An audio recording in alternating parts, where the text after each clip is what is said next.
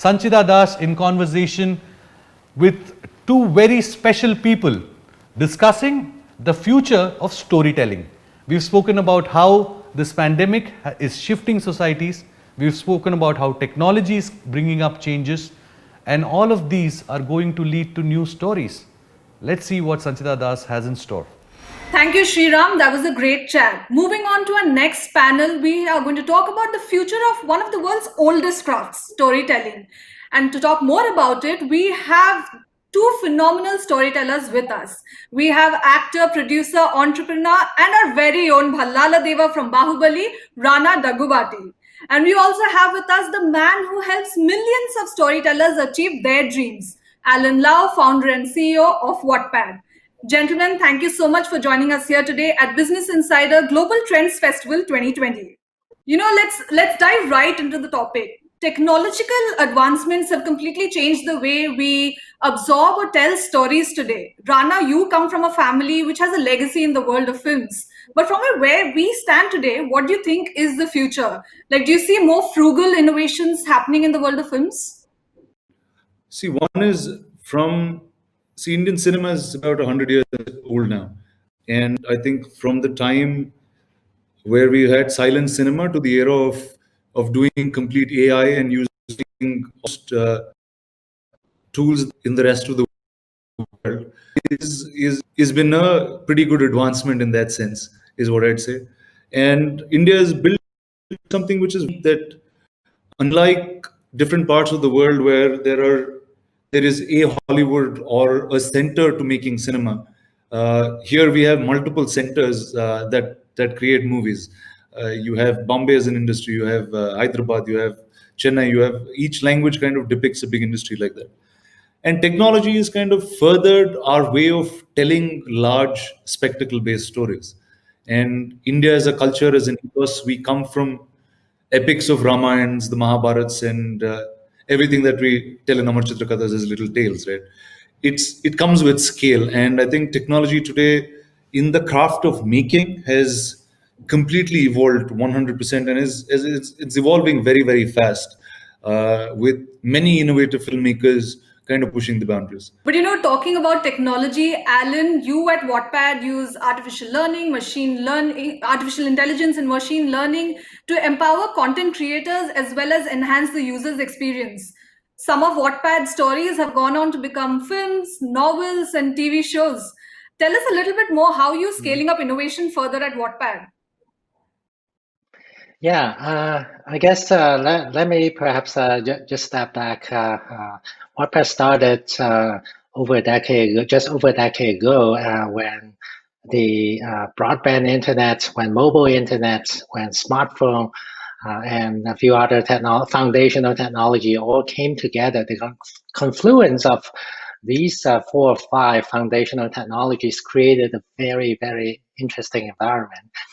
Because if you look at the internet, for example, it's the first technology that can connect everyone on the planet. It's real time, it's free, it's fast, and the scale is unlike anything else that we have seen before. So, of course, Rana was right that in the past 100 years, there were a lot of advancement, but the pace that we are seeing in the past 10 or 20 years was absolutely unprecedented.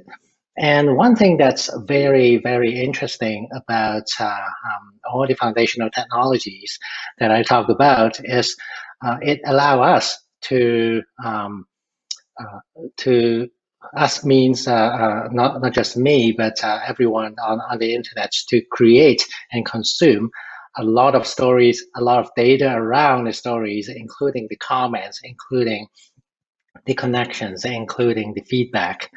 And that's also very interesting because in the past, before the internet, storytelling has been a linear process. It started from the creator and then ended at the audience. However, with the internet and mobile internet and smartphones and all those technologies, it's bringing everyone together. The creation, for example, audience can now participate and validate the story and say whether I like it or not.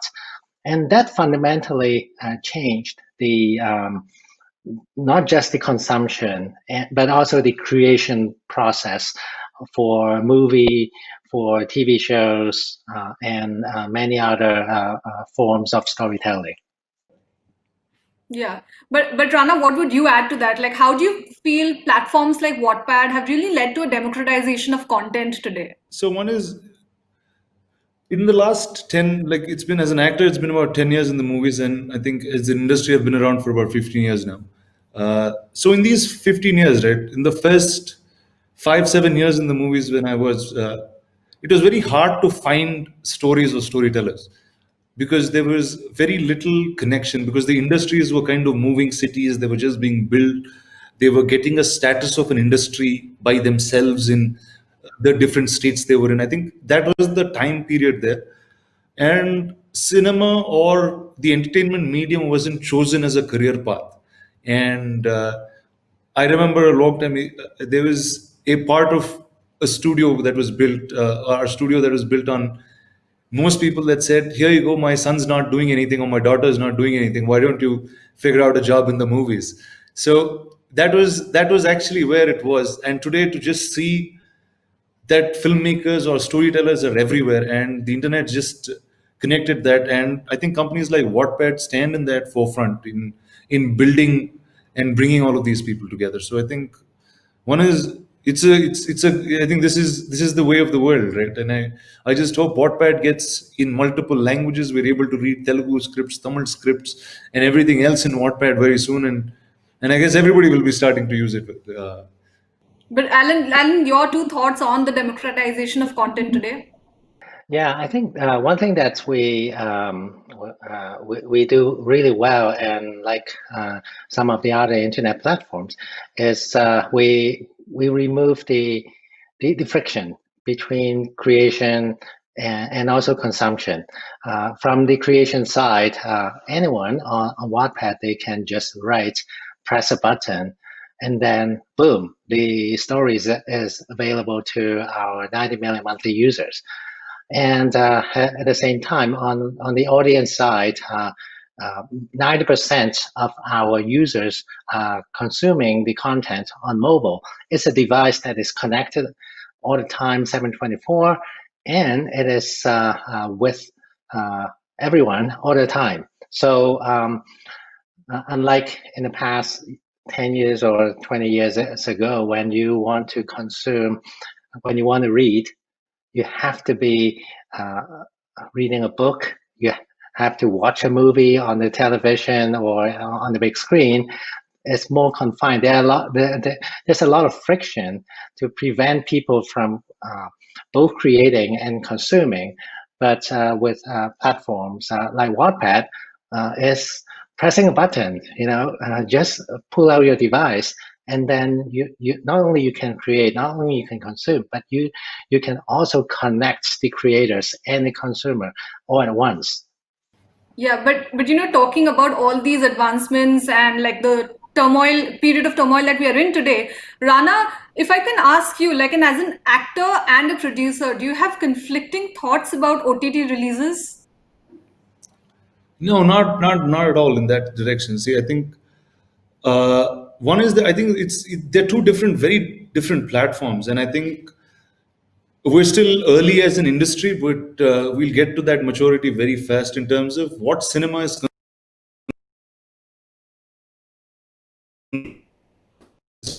Right. As humans, we come from a generation of spectacle, whether it's the Roman Colosseum to anything that has happened in history only happened on a grand scale. So I think for contents, the theater will continue to be that, where you want to see a world, a universe that's very large and be immersed. And today with theater technology, whether it's 3D or IMAX or others that are creating formats that are more immersive as a larger group, I think post the COVID era, I think that so cinema will be made for that specifically, which will be limited time, which will be 2.5 hours, 3 hours, whatever that timing may be. And any drama which is driven towards longer storytelling, the OTT will be the direction of those stories. So I think you'll be very defined even as a consumer what you go to the theater for and what you would consume on OTT. So I think that's it's more the content will tell you where it will go than the other way around. All right, but Rana, interesting that you mentioned time, right? Because in today's world of virality, like, do you believe stories find it difficult to last beyond hours? Don't really agree with that fact is because now today you've seen the Ramayana that was replayed on Doordarshan, right? During this lockdown. Now what is that? That's a long format of telling the oldest classic we ever know. Now we also saw a very successful series called Game of Thrones. Now that was a long drawn format that went on for a very long time. Now these are stories. If a story is compelling enough, you can take it to generations. Absolutely. We're running very short on time here, but I'm going to ask both of you one last question. Like, we won't go too deep into the future, but 5 years from now, where do you see movies and storytelling? See, 5 years from now, I think one is we will see in the landscape many more Indian products or Indian films going global in terms of volume and scale.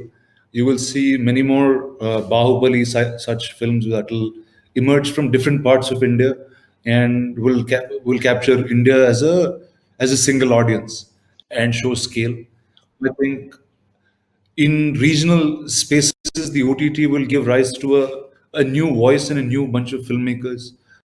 Now that, at least in a large part of the OTT, there is a voice that is a little democratic, and you can say what is a right narrative or what a filmmaker's point of view is. So I think within these two, the emergence of regional and going local will be one, and the idea of making content which is globally relevant will be second. And the third piece that I think will capture India quite strongly is the filmmaking capability of Indians across the globe, whether it's Indians in America and Indians in different parts of the world, creating content for the OTT, which is now connecting Indians everywhere. I think that's the third piece that will see significant growth. So this is what I think in 5 years. All right, Rana, but Alan, what's your 5-year vision? Yeah, I think well, it's a very loaded question, so I can spend perhaps a few hours on it, but to give the audience perhaps a 1-minute summary, I would say, as we've seen in India, the proliferation of mobile internet, inexpensive mobile internet specifically, actually open up the floodgates to everyone. So we have seen the creation, content creation explosion already, and we have seen the consumption explosion already. But I truly believe this is just the beginning. The connection, especially the connection nature of the internet, will allow us not only connect everyone, the over 1 billion people in India, but also allow the content to flow, to penetrate to other parts of the world. And that's super exciting because in the past, in a way, content is much more localized. However, using a story on Wattpad as an example, one of the most popular stories on Wattpad a few years ago was actually written by a Filipino living in New Zealand, writing in English, and it just exploded in India. So that type of opportunities did not exist before. So, but now, because everyone is connected, everyone has a device on the hand that can create and consume all the time. That's definitely, this type of opportunities will become much easier to come by. And on top of that, I would also say, if you look at Oculus, for example, finally, I'm waiting for the new Oculus to come out in a week. And that device is wireless, very powerful, and it can create a very immersive environment for filmmaker, as an example. And of course, on top of that, the audio devices, the smart speakers is becoming almost ubiquitous. And from a storytelling perspective, not a lot of content creators have been taking advantage of those new devices yet.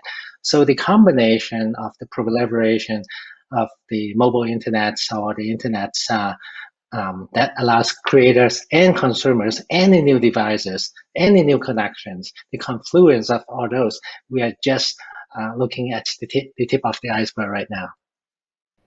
All right. Thank you so much, gentlemen, for joining us here today. Unfortunately, we're done with the time slot we had, but for our viewers out there, we have a lot more coming up on Business Insider Global Trends Festival 2020.